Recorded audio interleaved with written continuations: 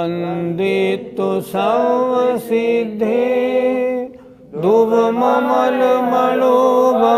गतिं पत्ते गोच्छामि समय पाहुड़ मिणमो सुध केवली भलिदम। पंच परमेष्ठी भगवान की जय। आचार्य कुंद कुंद महाराज की जय। पिछली ज्ञानशाला में हमने 2 गाथाएं पढ़ी थीं जिनका अर्थ होता है कि मुनि महाराज जीव से भिन्न पुद्गल में शरीर का स्तवन करके ये मानते हैं कि मैंने भगवान का स्तवन किया, लेकिन आचार्य कहते हैं वह वास्तव में स्तवन नहीं है, क्योंकि शरीर के गुण केवली के गुण नहीं होते। कैसे नहीं होते, इसका उदाहरण आचार्य स्वयं गाथा नंबर 35 में दे रहे हैं। आइए गाथा नंबर 35 बोलते हैं। णय रम्मि वर्णि दे जह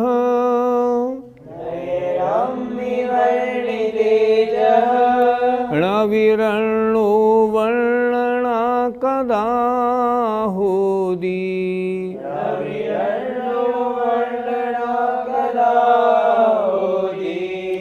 देह गुणे थुवन्ते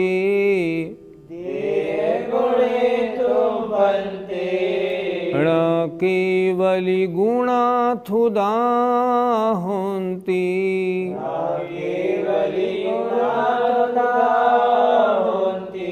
बोलिए।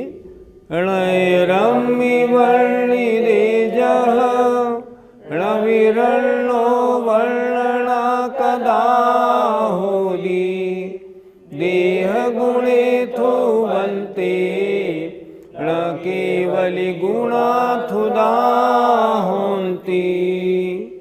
आइए एक एक शब्द के अर्थ पर विचार करते हैं।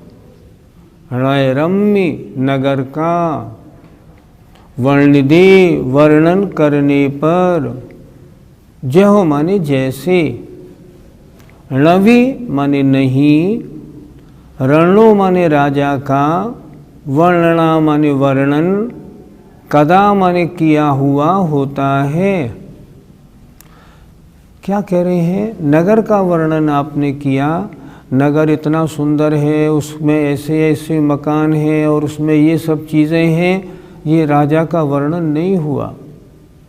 फिर देखें एक बार, णैरम्मि नगर का, वर्णिदे वर्णन करने पर, जह माने जैसे, णवि माने नहीं, रणो माने राजा का, वर्णना माने वर्णन, कदा माने किया हुआ होता है। उसी तरह देह गुणे देह के गुणों का थुवन्ते स्तवन होने से ण नहीं होता, केवली गुणा केवली के गुण थुदा स्तवन किए हुए होन्ति होते हैं। अर्थात उसी तरह देह के गुणों का स्तवन होने से केवली के गुण स्तवन किए हुए नहीं होते। शरीर का स्तवन है, केवली के गुणों का स्तवन केवली के गुणों का स्तवन है। जैसे नगर का वर्णन है, राजा का वर्णन है। नगर के वर्णन से राजा का वर्णन किया हुआ नहीं माना जाता। उसी तरह शरीर के गुणों के वर्णन से केवली के गुणों का स्तवन किया हुआ नहीं माना जाता है। एक बार फिर देख लें। णैरम्मि नगर का, वर्णिदे वर्णन करने पर, जह माने जैसे, णविरणो वर्णना नहीं होता राजा का वर्णन किया हुआ, होदी माने होता है। नगर का वर्णन करने पर जैसे राजा का वर्णन किया हुआ नहीं होता है, उसी तरह देह गुणे थुवन्ते, देह के गुणों का स्तवन होने से केवल गुणाथुदा, केवली के गुण स्तवन किए हुए न होन्ति नहीं होते। केवली का स्तवन है और केवली के शरीर के गुणों का वर्णन शरीर का स्तवन है, केवली का स्तवन नहीं।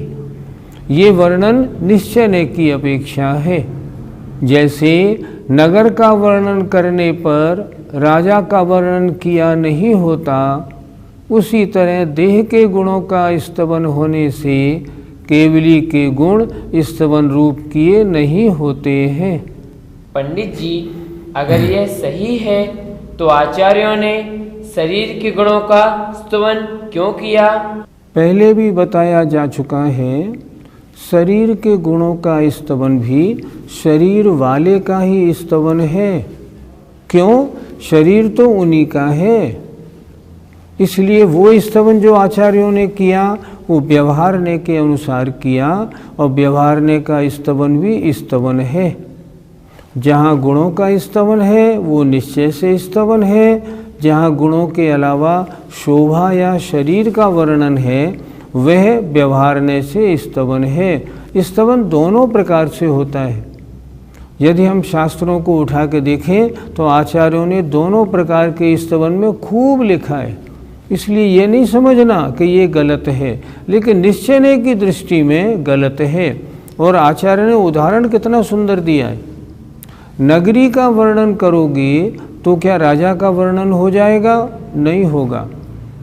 आपने किसी नगरी का भ्रमण किया और लौट के आके किसी ने पूछा वहाँ का राजा कैसा है, और आपने नगरी का सारा वर्णन सुनाना शुरू कर दिया, वो कहेगा भैया ये नगरी का वर्णन है, राजा का वर्णन बताओ। आपने ये तो बता दिया भगवान का शरीर कितना लंबा चौड़ा किस रंग का है, ये तो ठीक, गुणों की बात भी तो करो कि उस आत्मा में गुण कौन कौन से हैं। इसलिए दोनों अलग अलग प्रकार के स्तवन हैं, वो व्यवहारने का स्तवन है, ये निश्चयने का स्तवन है, और दोनों ही करने योग्य हैं। पंडित जी, देह तो अपवित्र है, फिर उसके गुणों का स्तवन कैसे होगा? आचार्य समंतभद्र महाराज ने रत्नकरंडक श्रावकाचार में निर्विचिकित्सा अंग में श्लोक लिखा है। स्वभावतौ शुचौकाये रत्नत्रय पवित्रते निर्जुगुप्सा गुणप्रीतिर मता निर्विचिकित्सता। क्या लिख रहे हैं? स्वभावतौ अशुचौकाये, शरीर स्वभाव से चाहे अपवित्र हो, लेकिन अगर वो रत्नत्रय से पवित्र है तो पूज्य है। हम शरीर की गंदगी को नहीं देख रहे, हम तो देख रहे हैं इस शरीर के द्वारा इन्होंने साधना क्या की है। उस शरीर के द्वारा मुनिपद की साधना हो रही है, परमेष्ठी बने की साधना हो रही है, इससे बढ़िया और हो भी क्या सकता है। तो जो शरीर इस तरह साधनारत है, मुनिपद धारण किए हुए हैं, या जो केवली है उनका शरीर है, वो तो शरीर उस आत्मा के कारण परम पूज्य है, पूजनीय है, और उसका आचार्यों ने स्तवन इसीलिए किया है क्योंकि अपवित्र वस्तु भी अच्छे गुणों के कारण पवित्र और पूज्य मानी जाती है। जैसे मुनि महाराज का शरीर, मुनि महाराज के शरीर में मैल लगा है, पसीना है, चलो सब कुछ है, लेकिन पवित्रता रत्नत्रय के कारण है। इसलिए रत्नत्रय से पवित्र शरीर अपवित्र नहीं पूज्य माना जाएगा। पंडित जी, आचार्य ने इस बात का वर्णन यहाँ क्यों किया है? आचार्य पिछली 10-15 गाथा से बराबर ये बता रहे हैं, मैं शरीर नहीं हूँ, शरीर मैं नहीं हूँ, मैं अलग हूँ, शरीर अलग है। जो इनको एक मानता है वो मिथ्या दृष्टि है। क्यों? उसको वस्तु का ज्ञान ठीक नहीं हुआ। उसी बात को उन्होंने आगे बढ़ा के कहा, सामने भगवान विराजमान हैं, जो उनके शरीर का स्तवन करता है वो उसके गुणों का स्तवन नहीं कहलाता। गुणों का स्तवन गुणों का स्तवन है और शरीर का स्तवन शरीर का स्तवन है। दोनों चीज़ें भिन्न भिन्न हैं। भगवान कौन है? भगवान तो वो है जो चार घातिया कर्म से रहित आत्मा है, वो भगवान है। एक बार एक प्रसंग सुना था, एक व्यक्ति मंदिर नहीं जाता था, उससे कहा गया भाई मंदिर में ढोक तो लगा दिया करो। वो ढोक लगाने आने लगा। जब ढोक लगाने आने लगा तो उसको सिखाया गया भगवान की थोड़ी पूजा ही कर लिया करो। वो पूजा करने लगा। जब पूजा करने लगा तो एक दिन उससे पूछा गया किसकी पूजा करते हो? कि ये सामने भगवान ही तो हैं। जबकि भगवान नहीं थे, वो भगवान की मूर्ति थी, उसकी पूजा करता था। तो वो अभी अज्ञानी था, क्योंकि वो मूर्ति को भगवान मानता था। उसके बाद उन सज्जन ने उनसे कहा देखो यहाँ समव शरण आया हुआ है, वहाँ साक्षात भगवान विराजमान है, उनको जाके दर्शन करो। वो व्यक्ति समव शरण में गया, सामने भगवान विराजमान थे, उनका दर्शन किया। उस व्यक्ति ने फिर पूछा सामने कौन है? ये भगवान है। उन्होंने कहा नहीं, अभी भी कसर रह गई। सामने जो दिख रहा है ये भगवान नहीं है, ये तो भगवान का शरीर है। इस शरीर में जो सकल परमात्मा विराजमान है वे अरहंत भगवान हैं। तो इस तरह का ज्ञान कराने के लिए कि वास्तविकता का ज्ञान निश्चय के माध्यम से होता है, तो निश्चय से कौन स्तवन करने योग्य है, इसका यहाँ अच्छी तरह से ज्ञान कराया। इसलिए आचार्य को ये गाथाएं लिखनी पड़ी। पंडित जी, क्या भगवान की प्रतिमाओं से भगवान का गुणस्तवन संभव है? किसी माँ का बेटा विदेश पढ़ने गया है, माँ को अगर उसकी याद आती है तो क्या वह उसके चित्र को देख के प्रसन्न नहीं होती? होती है। क्या उससे उसका स्मरण नहीं होता? होता है। उसी तरह आजकल वर्तमान में यहाँ साक्षात भगवान तो है नहीं कि अरहंत परमेष्ठी वहाँ विराजमान है, अरहंत परमेष्ठी तो है नहीं, पर हम अरहंत परमेष्ठी को कैसे अपने स्मरण में लाएं, उनका चिंतन कैसे करें? इसके लिए ये सामने जो मूर्ति विराजमान है, ऐसे ही अरहंत भगवान वहाँ विदेह क्षेत्र में विराजमान हैं। ऐसे ही पहले महावीर भगवान थे, ऐसे ही तो थे। जो मूर्ति सामने विराजमान है और जो तीर्थंकर समव शरण में विराजमान है, इनमें अंतर क्या है? कुछ भी नहीं। समव शरण में विराजमान भगवान भी मूर्तिवत बैठते हैं। जैसी मूर्ति मंदिर में, ऐसे ही भगवान समव शरण में। अंतर केवल एक है, वहाँ दिव्य ध्वनि खिरती है, यहाँ दिव्य ध्वनि नहीं है।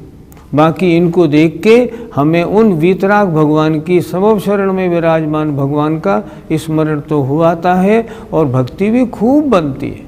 गाथा का पद्यानुवाद देखें। होता नहीं नगर वर्णन से कदापि, गोपाल का स्तवन जो बुध है प्रतापी। तो देह का विशद वर्णन तू करेगा, कैसा भला स्तवन केवल का बनेगा। जो इंद्रिये जिणिता,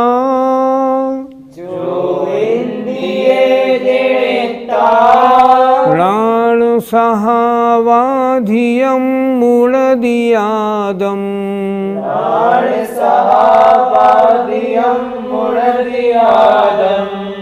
तम खलु जिदिन्द्रियं ते,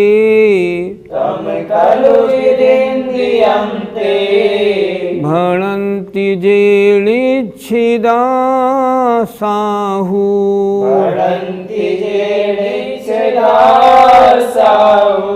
बोलिए।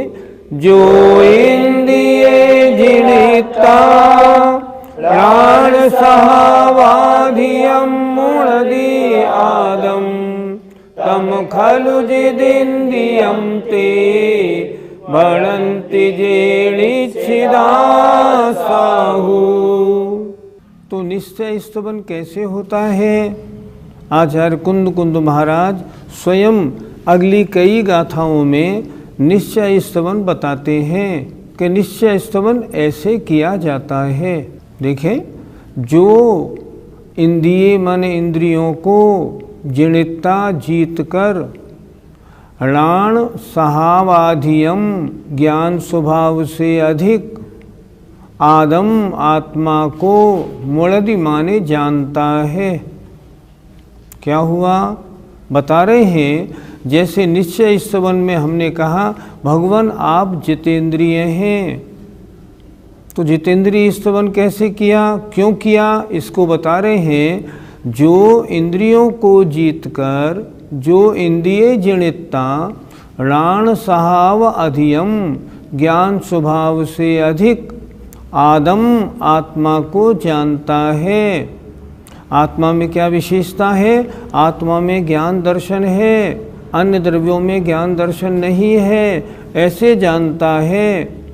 तम उसको खलु माने नियम से जितेंद्रियम जितेंद्रिय ऐसा ते माने वे भणंती माने कहते हैं जे निश्चिदा जो निश्चय में स्थित साधु हैं, वो कहते हैं कि ये वास्तव में जितेंद्रिय हैं।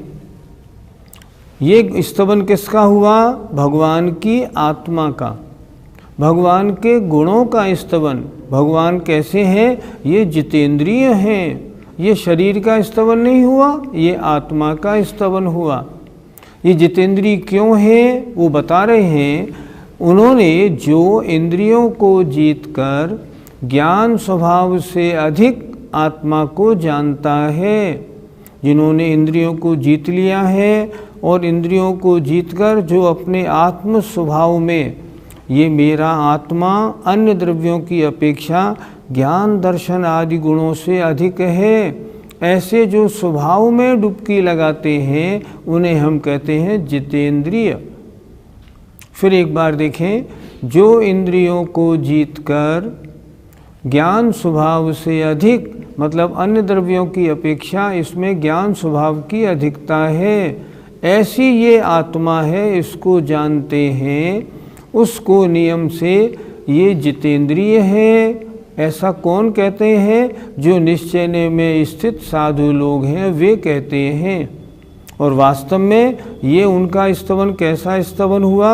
उनके गुणों का स्तवन हुआ कि इन्होंने क्या किया है? सारी इंद्रियों को जीत ली हैं और जीत के अपनी आत्मा को जान रहे हैं। ये वास्तव में जितेंद्रिय हैं। तो जितेंद्रिय है, जित मोह है, ऐसा जो स्तवन किया जाता है वो आत्मा के गुणों का स्तवन है, ये शरीर का स्तवन नहीं। इस तरह आचार्य स्वयं बता रहे हैं निश्चय स्तवन कैसा होता है। अर्थ देखें, जो इंद्रियों को जीतकर ज्ञान स्वभाव द्वारा अन्य द्रव्य से अधिक आत्मा को जानता है, उसको नियम से जो निश्चय में स्थित साधु लोक माने साधुओं का समूह है, वे क्या कहते हैं? ये जितेंद्रिय है, ऐसा कहते हैं। ये गुणों का स्तवन हुआ। पंडित जी, इंद्रियां कितनी प्रकार की होती हैं? जो नाम कर्म के उदय से शरीर के साथ संबंध को प्राप्त हुई हैं, पौद्गलिक हैं, आत्मा को ज्ञान कराने में कारण हैं, उन्हें हम कहते हैं द्रव्येंद्रिय।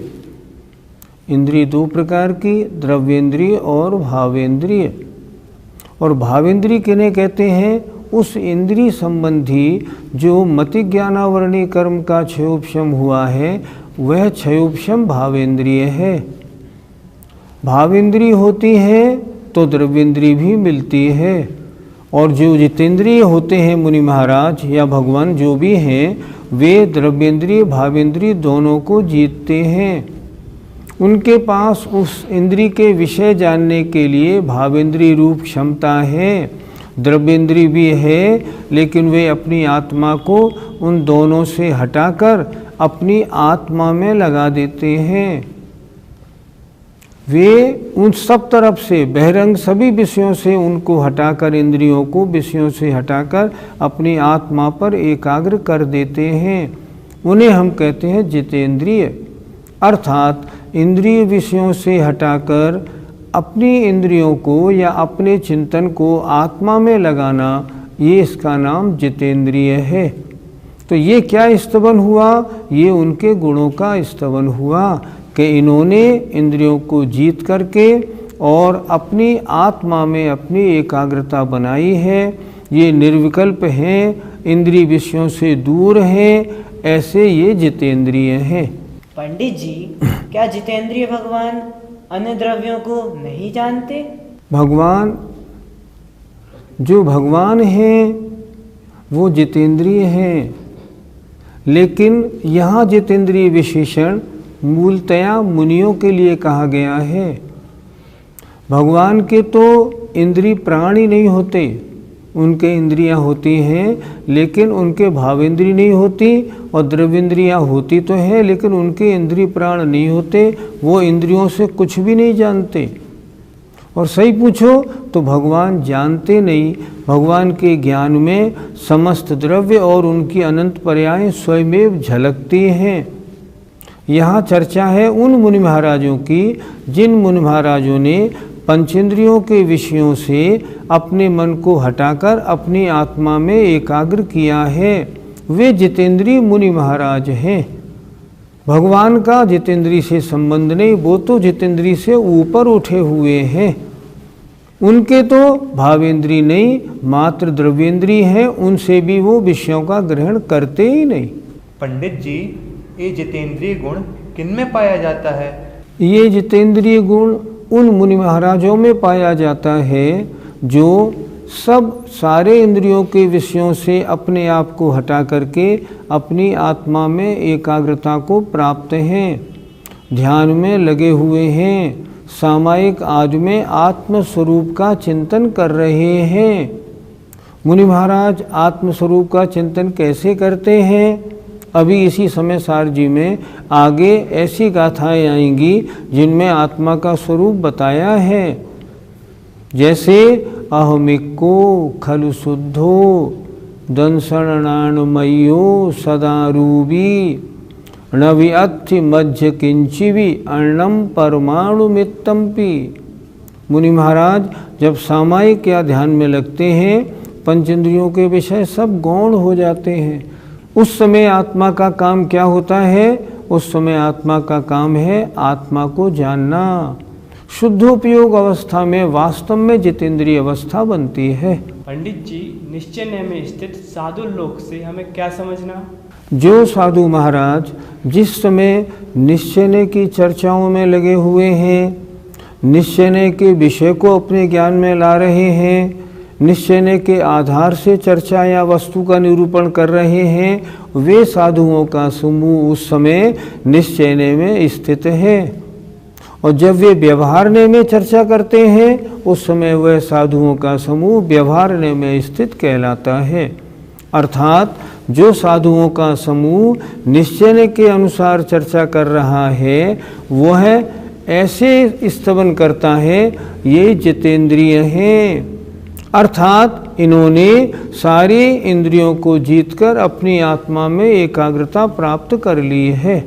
इस तरह ये निश्चय से स्तवन होता है।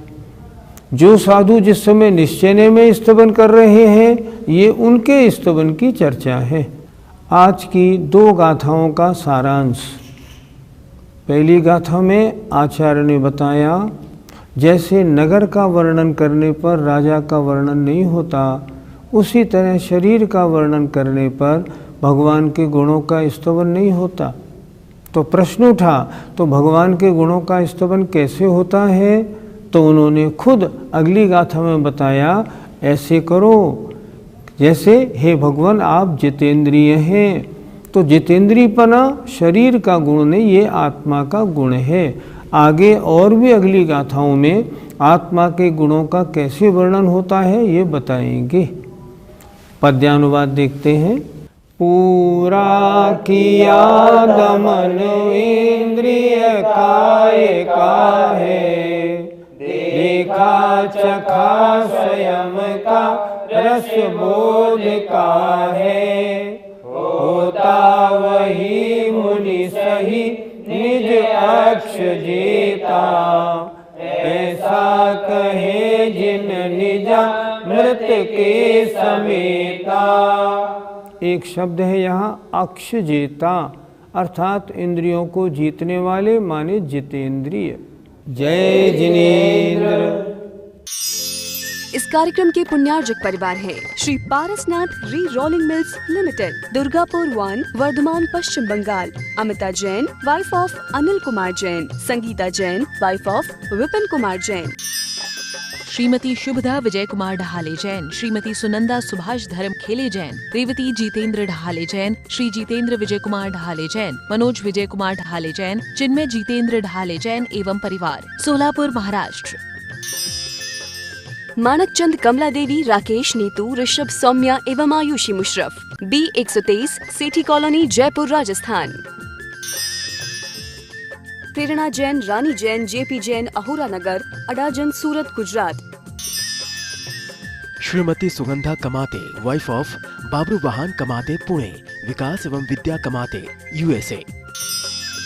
श्री 1008 पार्श्वनाथ दिगंबर जैन मंदिर, 344/4, गोविंदपुरी महिला मंडल, गोविंदपुरी, कालका जी, नई दिल्ली 19। हितेश हसमुख लाल शाह, माता रमीला बेन परेख, वडोदरा, गुजरात।